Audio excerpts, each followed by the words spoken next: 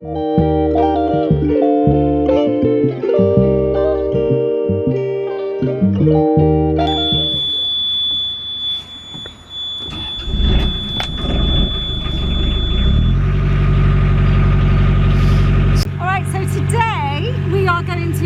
on Avon because I need to be there for Christmas,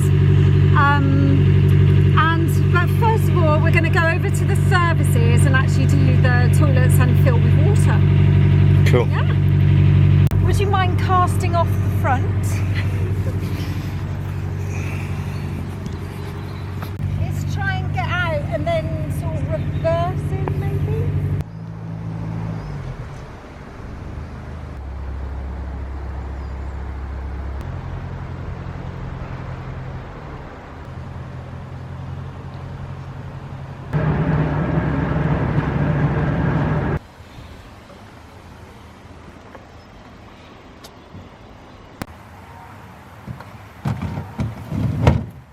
Gross. The most disgusting thing you'll ever have to do on a boat. Various different types of toilet that you can actually get on a boat. This particular one is like a porta potty. So basically it's got like a holding tank and then it gets emptied through there. Second one is actually something called a pump out, where they use, there's like a long tube down there that kind of sucks the shit out from under a holding tank, which is usually under the bed in a narrowboat. Or the third one is actually a composting toilet, where you separate the solids and the liquids, and with the solids you actually don't mix them together because that's what causes the stench. You actually put sawdust or any other kind of like organic matter on top of the shit. So there's your lesson today of all of the different types of toilets you can get on a narrowboat. So this job has to be done once a week generally, depending on how much you shit.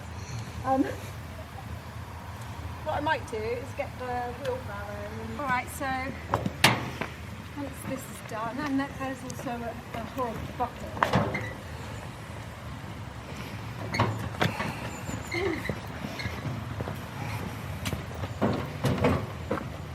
And so, oh god, I have had a mishap before in here. It's utterly oh god. Yeah, this is enough to put people off. Okay. So yeah, basically this is what happens.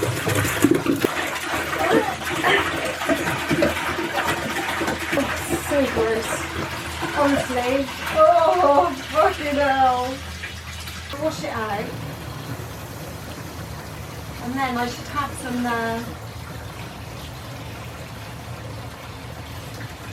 Christ, that stinks. Oh god.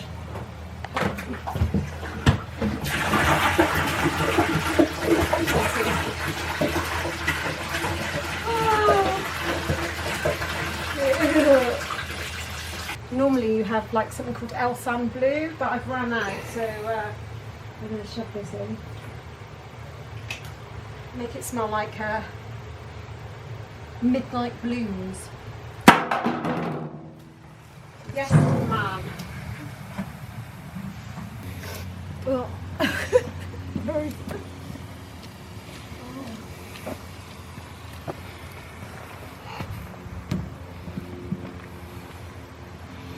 It gets right up your nostrils. This is just a little bucket toilet thing.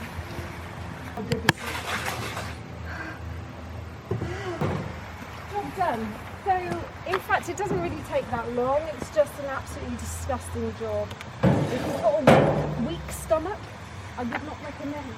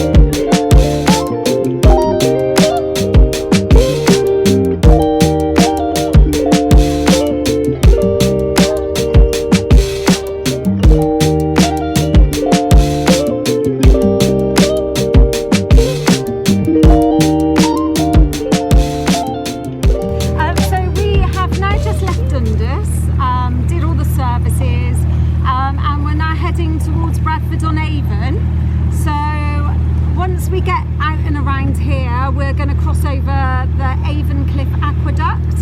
So there's two aqueducts in Bath. One is Dundas and the other one's Avoncliff. Actually both, I believe, built by or designed by John Rennie, but equally beautiful. But Avoncliff is actually a real kind of like sharp bend, so I'll have to pull out some moves to try and get us around there. So hopefully we'll be there, and hopefully we'll be there by the time it gets dark. But I do have a light now, thanks to Lucy Mitchell, who installed it for me, my lovely bestie.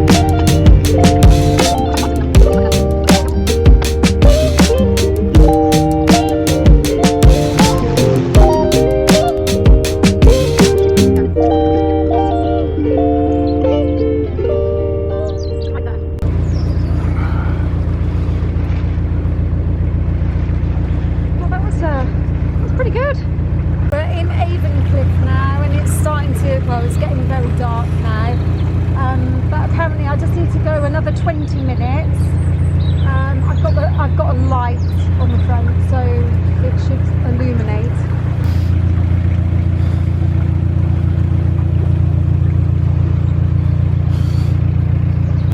In the summer, it's so busy that actually there's boats coming in this direction all the time, and it's like, oh god. Well, sometimes like hire boats crash into you, and oh.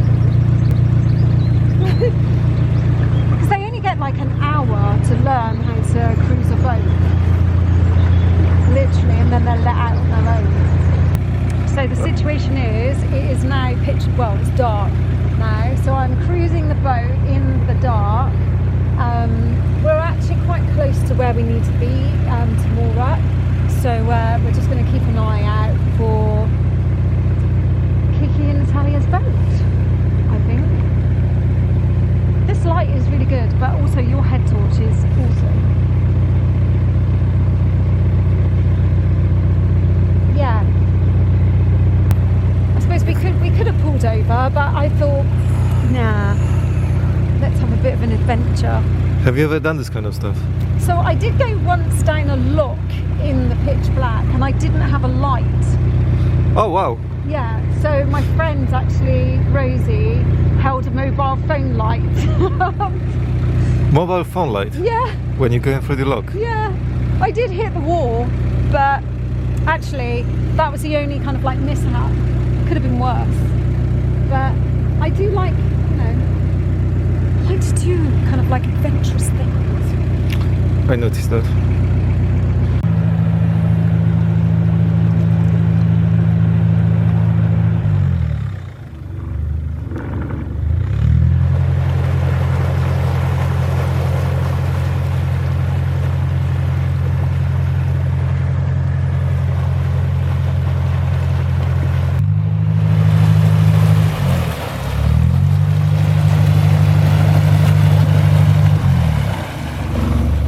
So what, should I jump here somehow? But if you... Oh, you go from the front? I'm just going to try and...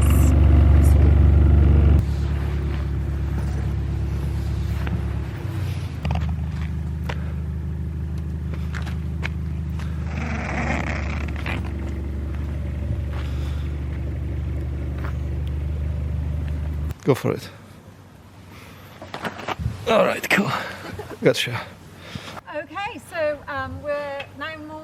in Bradford on Avon, and In complete darkness. in complete darkness. But at least we're actually here, which is good. So Kiki and Natalia are going to take care of the boat and our little kitten. Yeah, I'm really happy.